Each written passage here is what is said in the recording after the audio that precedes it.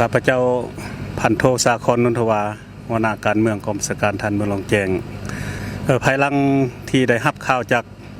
ประชาชนรายงานเกี่ยวกับประชาชนที่ติดอยู่ในถ้ำอยู่ใน7 คนนั้นฉะนั้นข้าพเจ้าก็ได้ขอทิศชี้นำจากคันเทิงในการนำใส่กำลังและเขาป้องกันโดยเฉพาะเป็นการรักษาความสงบอยู่ในขอบเขตที่ปากถ้ำที่บนภาคส่วนที่ติดถ้ำ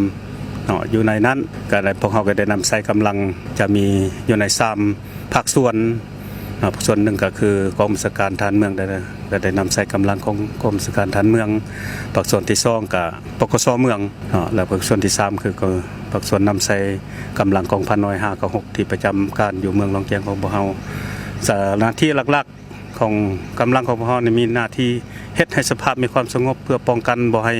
มีปัญหาเกิดขึ้นอันที่1อันที่2แล้วก็นำใส่กำลังในการสุกอยู่ในการคนลำเลียงคนส่งเครื่องของต่างๆทั้งหมดถือว่าแม่นกำลังของพวกเราในเป็นเจ้าการหลักๆในการจัดตั้งปฏิบัติเพื่อช่วยภาคส่วนหน่วยงานค้นหาเป็นบรรดาอุปกรณ์ต่างๆแต่ว่าแม่นกองพอง3 2กรมกองของเราเป็นผู้จัดตั้งปฏิบัติเป็นผู้ลำเลียงในเบื้องต้นเฮ็ดให้เพื่อให้มันทันกับสภาพการให้ได้กู้เอาภาคส่วนติดทำให้มันไวที่สุดอยู่กำลังทั้งหมดในเฉพาะกองบัญชาการทหารเมืองแล้วก็กองพันน้อย5กับ6ในทั้งหมดก็อยู่ใน35สหายที่ว่ามาประจำการนอกจากนั้นก็มีกำลังปกสเมืองที่มาประจำอยู่ภาคสนามในก็ว่ามือ1กับ5สหายที่มารักษาบ่ความเป็นระเบียบเรียบร้อยอยู่ในขอบเขตที่ปากถ้ำสภาพยัง2 คนที่ยังติดทันปัจจุบันนี่ยังของเฮาก็ยังสืบต่อโดยเฉพาะเป็นการสูบน้ำออกเดี๋ยวฝนตกเมื่อวานก็ยังมีน้ำขังอยู่นำปากหูหรือสืบต่อดูดน้ำออกแต่ว่าหลังจากนั้นแล้วก็ทางวิชาการก็จะได้เร่งค้นหาตัวนี้ในตามสถานการณ์ให้การของภาคส่วนอยู่ในภาคส่วนที่ออกมาได้แต่ว่าเรื่อง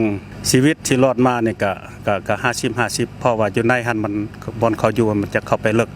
อากาศอยู่ในหันมันจะอากาศจะบ่มีอากาศเพียงพอโดยเฉพาะอีกใช่มันอันนึงก็ความเย็นอยู่ในหันเย็นหลายเป็นอะไรก็บ่ทันรู้รายละเอียดเลยเฉพาะไอ้น้องเขาบ่เฮานี่ถือว่าประจำการจนเฮ็ดจนสำเร็จหน้าที่ทั้งหมดเลยเพื่อว่ากักเก็บคนส่งเครื่องอุปกรณ์ต่างๆที่ทางหน่วยงานกู้ภัยมากำลังรอท่าในการค้นอุปกรณ์ต่างๆกลับคืนหลังจากสำเร็จ